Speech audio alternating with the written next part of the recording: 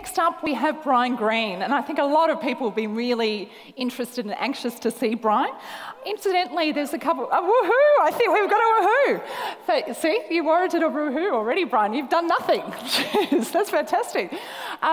So some people also, Brian was one of our Meet the Experts, and for those people who said they didn't know about the sessions and everything, there are Meet the Experts each day at Pause, and you can book those in, and basically they're the keynote speakers that are going to be up the front during that day. So Brian isn't on tomorrow, you don't have to do it again tomorrow, but if you're really interested in speaking to these experts, there's sessions each day where you can go and speak to the keynote speakers. So, over to you, Brian. Now, he's all getting a woohoo from me, because he's been involved in two of my favourite movies of all time, being Toy Story and Monsters, Inc. I think. And we also found out what did he create, talking about ideas, all the rest of it.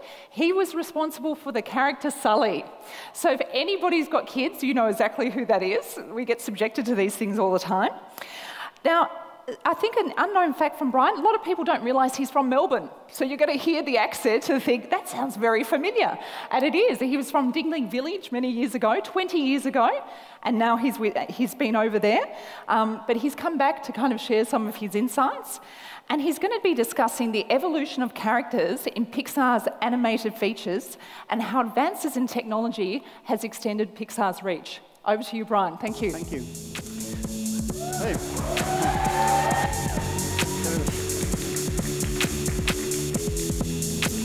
Hi, so it's fantastic to be here. As announced, I'm from Dingley Village. I'm a local boy. I used to go surf at Flinders when I was growing up.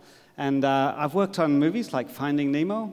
Back in the day, I went to the beach and I would draw. I'd bring stuff back from that experience of like shells and starfish.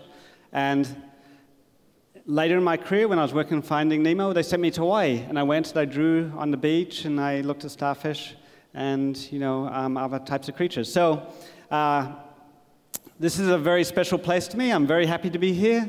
Down in Mornington Peninsula with my sister at the moment. And I'm just reminded that we're in this incredibly beautiful environment, and it's an inspirational environment. So my talk is going to be a little bit as a talk that hasn't been done before. It's about the evolution of, it's a technological story. And, oh, no recording. Oh, that's a bummer. I was on a roll. With all your devices. There we go. We got past the legality. All right, so 3 minutes about me. I was born in a country called Tanganyika. It doesn't exist anymore. It's now Tanzania. I grew up in Melbourne. I now live in San Francisco. I've worked on a lot of the movies perhaps you've seen. I've been a character supervisor for Toy Story 3, for Ratatouille, for Finding Nemo. I've done a number of characters like Nemo and Remy and Sullivan, and I've just been very fortunate. And the reason I have this slide up for you is because you're on a creative journey. And for me, in an outer suburb of Dingley, it seemed impossible to go to any of these places, to go work for Disney, to go be in America. And it's not impossible. So this slide is really about encouragement for you that wherever you are in your creative journey, anything's possible, because it was possible for me. And for me, it was just like, hard work and a little bit of passion and some good lucky timing. So anyway, that's the slide about me. Hopefully it's encouraging to you. What am I passionate about? I'm passionate about characters. So if you go to a movie, there's two things you remember from a movie typically. You remember the story and you remember the characters. I'm not good at story, but I could make characters. I'm infinitely fascinated by characters. I've done 20 years at Pixar. And the thing that's fascinating about characters is it's about us. So I might be working on a fish, and the fish is displaying emotions, and we display emotion. So I'm just looking out in the crowd at everybody, and I'm seeing a lot of different emotion, and there's quizzical, and there's kind of bored, and there's someone who, missed lunch, and so they're, hungry. And us relating as humans is fun, because we look at each other and we relate. And that's what we're trying to do here with the characters at Pixar.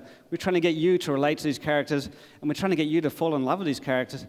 And, this is a business conference. We want you to buy the characters. So I look at this little slide here, Creative Tech Business. And Pixar, what's Pixar? Creative, John Lasseter, genius. Technical, Ed Catmull, he was a pioneering genius. And business, Steve Jobs. So this conference I'm intrigued by because these are three elements that made Pixar great. and here's a conference that we're talking about these 3 elements, and you get a chance to expose it all. So I'm not paid by the conference, but I just thought I'd throw it in because I thought it was kind of cool looking up here. Anyway, so moving on. So my technical story I'm doing today is I want to talk about tentacles. So I worked on Sully, and originally, when Pete Docter was inventing this movie, he said, I want monsters to be hairy, I want tentacles, and I want fog. And we're like, OK, let's do it. So we started designing up these monsters, which were hairy and had tentacles, and we added fog in. And to solve the problem of making these tentacles real, we needed to do 2 things. We had to make them physical, believable, and we also had to allow them to act. So we went into research mode. What's the physical believability about these tentacles? What's the aspect of them that will make our characters feel grounded? Because if our characters are not physically believable, they're not vulnerable. If they're not vulnerable, you're not emotionally invested in them of what's going to happen to them in the movie. So we're near Monterey. It's this brilliant aquarium. We, of course, went down and had a look at all the characters. It's fun trips. We'd film them, and we'd just research. What is it about tentacles that's difficult? Okay. So that's one component. Our characters need to feel grounded. They need to have believability. They are cartoon characters, but they need to be vulnerable. The next thing we needed to do was to make them act. So we have animators, and the animators do these brilliant animated performances. So the tentacles themselves had to convey emotion. And so if you're just looking for this, you can see that the tentacles can be expressing emotion. They can be rigid when the character's tense. They can be loose.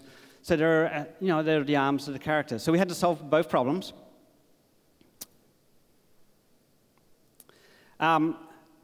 But what happened? So here we are. We did all this research on tentacles. We were also working on hair. We got Sullivan. And where we ended up was we can't solve all the problems on the movie. So we redesigned Sullivan to be bipedal. And then we concentrated on hair. And Steve Jobs had this thing of being like, you got to do one thing great. You can't do 2 things that are mediocre. And so he pushed us to do hair that's great. And there's a lot of talks about the hair and how we did it and how much and the simulation thing. But what happened to the tentacles? So we have technological problems that we pursue over a number of years. So there's a number of elements that we needed to bring together so we could do tentacles really well. So I'm going to talk a little bit about history, and then we see this character Hank where we brought it all together in Finding Dory. So one of the early things we needed to do was solve jiggles and fat. So if you have tentacles, you need to have a simulator that will allow them to move realistically.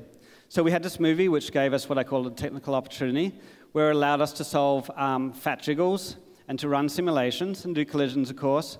And just practical problems we need to do is it's a big movie and we've got to run it on our render farm. So our render farm has got 1 billion computers and we're kind of proud of showing it off because it's got so many computers in. How can we use this to solve some of our character problems? So we had to build a pipeline to do that. So here's one movie that allowed us to advance a little closer to our goal of having tentacles in the movie. Then we had another movie. It was Brave.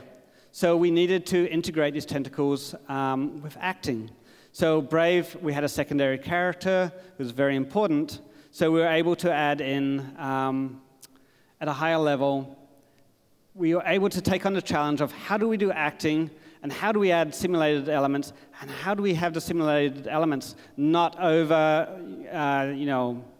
the acting? Because it's easy for them to become the focus.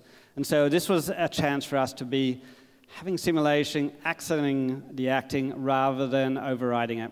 So that was a great movie to work on, and there's lots of stuff online showing how we did that. Then we had another movie. So we're getting a pipeline going for simulation, and we were able to do it effectively and add all these jiggles. What about that? So that gives us the physical believability. We need to get back to the acting stage of this. So we had Monsters University that came out, and we're back to tentacles. And so we started creating a lot of tools for the animators, which allowed them to act with it. So on one side, we got physical believability. On the other side, we have tentacle acting. And then we got, we're evolving closer to a full solution. And then, this is just a fun movie. It was fun to work on. See the characters again. So finally, Hank. So Hank is the character, of course, in Finding Dory. He's missing a tentacle. And here's a character that finally director says, we want to bring all this together, all this type of stuff that you've been building up over the years. And we're like, fantastic, it's our opportunity to get all these different pipelines and bring them together. So we're kind of back to the drawing board of being like, let's go back and research tentacles. So we went out to dinner, right? And we ordered tentacles. And the thing I like about this shot is, look how bendy this tentacle is, but the sucker keeps itself rigid. So we looked at them, and we're like, what is there about this tentacle that we need to solve? So we're looking deeply at the problem. And then the question, of course, is who's going to eat the tentacle, right? That's part of, the fun of a good team. I did not eat it. That's a weird thing. Anyway, so these are all the slides, the things that we found that we need to solve. We've got skin simulation, we have complexity, we've got suckers, we've got a mantle with a big fin on the back. So we found all these problems, and we divided them all up amongst the groups. So here's us doing our research and going and finding what the problem is. We also were like, hey, there's other groups out there who've solved this. So we have our friends up the road from us. They did this fantastic movie, Davy Jones. Hey, it's got tentacles and there's acting in it. Let's go talk to them. So up we go. It's good a chance to, see Rogue One and all that type of stuff, go up there. So we talked to them. They talked to us. Collaboration. And then from that, we had to find a solution. So we started attacking each of the problems. So what we see here is it's called a tetrahedral mesh. And it's all these little cubes. And it's all these little cubes we can use for simulation. And that can add all the jiggles. Now we have to iterate to find the right number of cubes. So that worked great for the body. But we have different parts of the body. So we have the mantle, which is at the back of the head. And it's like, that needs a different set of motion and different set of cubes. So we looked all over the body. We created different, what we call tetrahedral meshes that we create from level sets. So creative, technical. I'm going to throw in some technical terms as we go again, because both of these components are important in making a character. Skin simulation, so we have all these little cubes that can bounce around. We've got multiple levels. We bring it all together with Skin Simulator that binds it all together, and it adds this kind of organic motion to it. Then meshing, so the suckers are a problem, right? They're really small, and we've got this giant character. We have this meshing, which gets all these artifacts that we've got to work on. We create a thing called stiction. So stiction is, how do we create the volume? How do we not lose volume? Because if we lose volume and something grows, it doesn't feel believable. So we have to be very careful and make sure that everything we do respects the physics. So if something squashes and stretches, it has to squash and stretch mathematically correct, because we want to start from a place of believability. So here's another test. When this sucker comes off, it has to stick. It has to pop. So that's, they're sticky. That's part of the material, and we've got to respect the material. This is a thing John Lasseter always said. What is the material made of, and how can we respect it? So we do a lot of that. So that's our stiction test. And then, of course, we have to do it across a lot of suckers. So we have to replicate the way we're solving this. And then you see kind of in the corner of this tentacle, there's problems, like how's it integrated into the body? So we're getting into like the depth of this. This has to, we got thousands of shots. We have to have all this happen automatically for the animation team. So here we are doing a lot of tests, trying to solve the problems for the movie. And then collision, right? So our characters integrate themselves in the environment. So a classic computer graphic problem is a character feels floating or doesn't press against this environment. And we're like, no, these characters got to live in this environment. And so we have to do like these crazy things of a character will grab the edge of an aquarium and everything has to collide. And when you pull off, the sucker, everything has to pop correctly. And then you as an audience will just be like, accept it all. Oh yeah, he feels integrated, things feel believable, and I'm enjoying the performance. But each of these elements done incorrectly can pull you out of the movie. So this is us trying to figure it out for each sucker. This is our proprietary rigging system that we use. And we got various people, mathematicians and programmers and artists, all who are involved in the system. Some are writing code. Some are doing other aspects. Finally, we need to take this for a test run. So Pixar is full of artists. A lot of them are traditional artists. Art is very important to us. We like to draw. We really love the 2D animators and all the experience they bring in. So they go ahead and draw a pencil test that we need to match. So this is one of our earlier pencil tests. and we go ahead and draw in the background, and then an animator will come and match our test. And doing the pencil test frees us up to just be expressive about what we're trying to achieve, and then doing the actual test on the character shows where we fall short. So if we can pass the pencil test, then we do a dialogue test and a body test. So here is Hank. I guess the sound's off. Here's Hank actually talking. And we have to lip sync with this character so we can actually read its motion.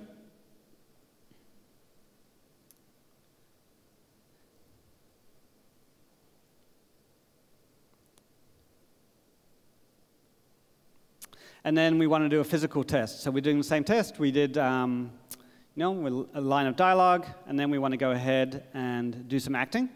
And so we've created all these special controls. So when you see this test, there's all these like magic balls that we can drag around.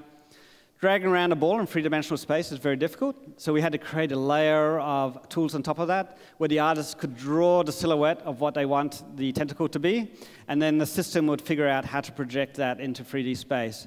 So one of the original problems that they were concerned about with Von Sullivan was it's just a lot of extra work doing all these extra tentacles. So we have to take into account budget, right? How can we create these systems that are fast enough, that the animators can work fast enough, that the movie can come out in time and we don't spend too much budget? So that's what these like magic balls are.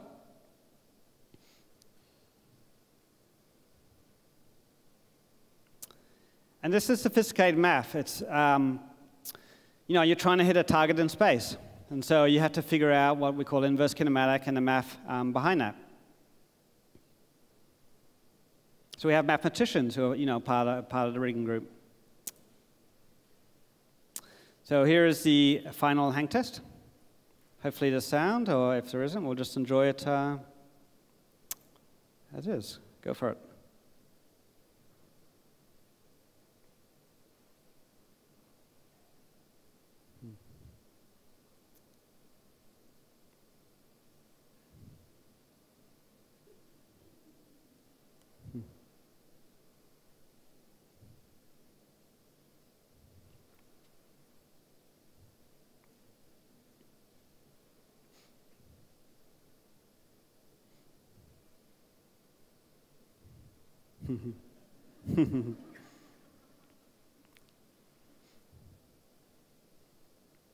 So that was the tentacles that we solved, and this was one of many technical opportunities on the movie. We had a new ray tracer, so you could see how the character blended into the background, and there's a whole other technical story behind that. That's kind of fun. And these movies are fun because they're like these mad science experiments where you got to tackle these problems. And sometimes the problems take a long time to solve, so they might not be solved in one movie. We move forward, and the next movie might solve it. I mentioned I've been at Pixar a long time, so it's a fantastic opportunity that you can evolve solutions to problems over a long period of time. Having said that, you never do it in isolation. So the best art, I think, is done collaboratively.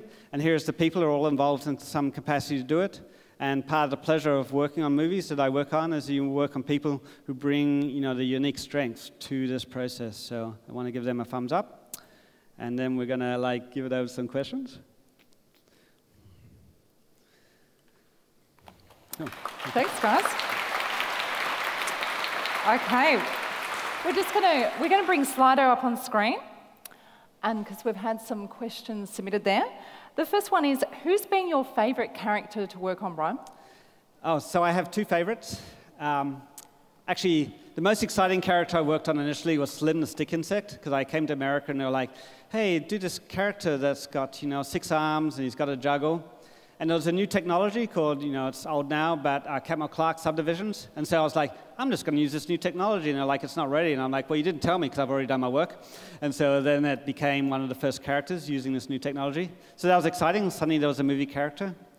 And then my second favorite, or probably my equal favorite, was Sullivan, because suddenly I'm doing a character I can relate to. And I'm kind of fond of Sullivan. I spent so much time with him. I'm like, he's kind of my buddy. And then the other character is Nemo. So Nemo is special. This movie was set in Australia. I love the fact I'm an Australian, the only Australian working on a movie set in Australia, and this character is iconic. So working on Nemo was kind of a special treat. Yeah. I'm glad, because that's one of my favorites too. Do you always know, and it's going to come up, So did you know that all Pixar films were interconnected? Apparently. That's all the internet stuff. But they are interconnected. I mean, I won't go into all the internet rumors, but they are interconnected in the sense that often we put a character that we're working on a future movie into the movie, hidden there. And so it's kind of fun. They're working on, I was working on Lotso, and we put him in one of the movies, Inside Out, and was that correct? That's not correct. But anyway, we grab our characters and we hide them in, and it's a little tease saying, hey, here's a new movie, and here's a character that's going to be in there. So that's kind of a treat for us to do, yeah. So this is a longish kind of question, and also relates. Somebody actually was telling me that they'd spoken to you in the Meet the Expert session, and one of the interesting things you were talking about, one of the many interesting things, was about working in collaborative environments and culture. Oh, yeah. And they talked to you about how do you pick the right people, and you'd kind of said, well, you kind of pick people you want to work with. That's kind of your way of doing it. Yeah. And so this relates to that as well. In your view, how can we, in our normal workplaces, which aren't as sometimes creative as Pixar, create these collaborative environments? I mean, that's a great question. So I might be working with someone for 3 years, and you see a lot of talented people. And the question is, talent is almost not enough. It's like, do I want to work with this person for 3 years in this process? And so Pixar's culture is about finding those people. And a lot of the stuff we do is new, so it's having the right kind of aptitude to try something new. And so we don't know if that person is good at that yet, because we haven't done it yet. So it's really important to find the teams that support each other. And the example I gave up there was, so art you can feel criticized by. Someone comes in and gives you some notes, and you're like, oh, I put my heart on the table, and you stomped on it. And that's not what you want. You want to be like, hey, you're presenting this to the director, and we're going to plus it for you, because we want you to look fantastic in front of the director when you go up there. And that is the collaboration that we're after, being like, you got to a certain point, we could make it better, and then you're going to meet with Pete Docter, and he's going on the next movie, say, I want to work with that person, because they were fantastic. And so that's the type of culture we're trying to create. And what's your favourite thing, though, about working in those? Is it the people, is it the spaces, is it the material you get to work on, or all of the above? So probably all of those things. So Pixar is a crazy place of artists and scientists. We like to think of it as like a collaborative place that you can go. It's also a stressful place because you've got to make money, and these movies come out, and there's deadlines. And so there will be issues, and we have to work through the issues. And the thing I like about Pixar is I've been there so long, I've been there 20 years, is you have to work through issues with people creatively, collaboratively, and you're invested in people as well as the product. So the product's fantastic. It comes out, everybody enjoys it, everyone's asked you get to do an interview. It's kind of a little stressful, but anyway, it's pretty good. But the very fact that the working environment is a place that's supporting this creative enterprise is really fantastic. And I think it was really interesting at the beginning of your talk, you talked about how you were just a guy or a boy from Dingley and never imagined you'd be there. So do you think anybody can do your gig? So when I think about that, I think there is a next gig out there that people should be doing. So when I kind of launched into where I was at, it was like, CG movies, wow, that burst on the scene, and it was fantastic. And then I have my kids work in the garage of virtual reality. That's like going to burst on the scene in some amazing way. And I'm excited about them not doing what I do, but them doing what the next thing is, and finding that and embracing that and being part of that as it grows up. So, and this is kind of what this conference is really embracing, is like, what new technologies are going to evolve that just kind of explode in the marketplace? And yeah, it's exciting. And so do your kids kind of, sometimes you have famous people who their children never talk about their parents. Do your kids say, hey, my dad created this? Yeah, that's always embarrassing, but yeah. They're proud kids, so that's fun, yeah. It's not bad. Well, thank you so much, Brian. Now, the other thing that's really interesting before you disappear, now, is Audrey anywhere from Fluoro Magazine? Is she in the audience somewhere? You guys are? So the keynote speakers actually come alive on the cover of this magazine, which sounds a bit freaky. So if you're kind of missing Brian after this talk and thinking, I want to see him again, you can kind of pick up one of these magazines, and Brian will apparently come to life right in front of your eyes, along with some of the other keynote speakers as well. Thank you so much, Brian, for your time. Okay.